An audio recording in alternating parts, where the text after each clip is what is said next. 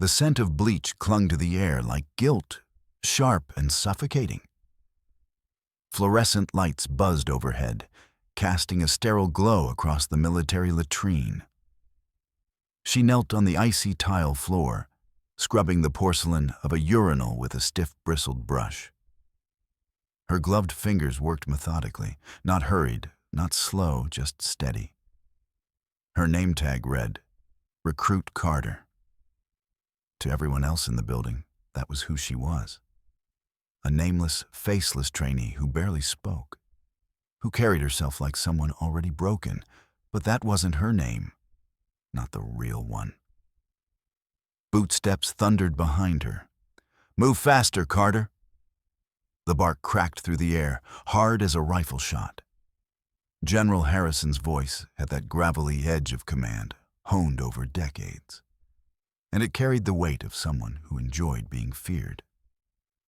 "Yes, sir," she murmured, her eyes fixed on the white ceramic.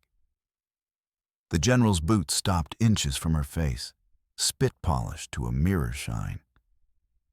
He towered over her, chest puffed, pride radiating like heat from a furnace. Behind him, in the doorway, a cluster of recruits leaned against the frame, snickering into their sleeves. To them, she was a joke. A woman past her prime. What was she doing here? They whispered rumors that she'd joined because she had nowhere else to go, that maybe she thought scrubbing floors was the closest she'd get to a uniform worth wearing. Harrison fed on those whispers. Made him feel bigger, more powerful. "You think you're special, Carter?" His tone dripped with mockery. "You think this is beneath you? You signed up for this. You'll clean every inch until I can see my reflection in it."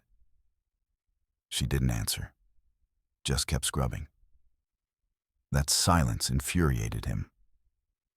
With a sudden jerk, his hand shot out, grabbing the grimy toilet brush from the bucket. He weighed it in his hand, smirk curling at the edge of his lips. Then, with a sharp flick of his wrist, the brush hurtled through the air and smacked her square across the cheek, splattering foul water down her jaw. The recruits roared with laughter, a sharp, ugly sound that bounced off the walls. For a heartbeat, no one moved. Slowly, she reached up and peeled off the dripping glove. Her breathing was even, her movements calm. But when she pushed back the sleeve of her fatigues, the room's laughter died like a candle in the wind. There, inked deep into the muscle of her forearm, was a mark no one dared mock. A Black Mamba, coiled, striking, deadly. The general's smirk vanished, his face drained of color, because he knew what that mark meant. Everyone in the upper echelons did. It belonged to ghosts, to shadows that never spoke their names, to the elite of the elite, the kind of operatives sent on missions no one lived to talk about. And if this woman wore it, then she wasn't just another recruit. She was something else entirely. The silence stretched long and cold. His voice came out harsher than intended. What is that?" She didn't answer. She didn't need to, because deep down he already knew. She slid her sleeve back down, picked up the brush, and said quietly, "Keep scrubbing, sir." Then turned back to the urinal as if nothing happened. Harrison stood frozen for several seconds, anger and confusion warring inside him. Then he turned sharply and walked out, boots pounding against the floor like gunfire.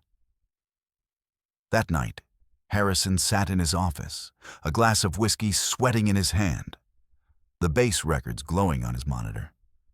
He ran Carter through every database. Nothing. A clean slate. Too clean. Then, in an encrypted archive he wasn't supposed to access, the name appeared like a ghost rising from the dark. Matthews Clare. Status classified. Attached file. Black Mamba Initiative. Redacted lines blurred across the screen like scars. His stomach knotted. The rumors were true. Black Mamba wasn't just a program. It was a myth whispered in the special forces, the most dangerous operatives the country ever trained.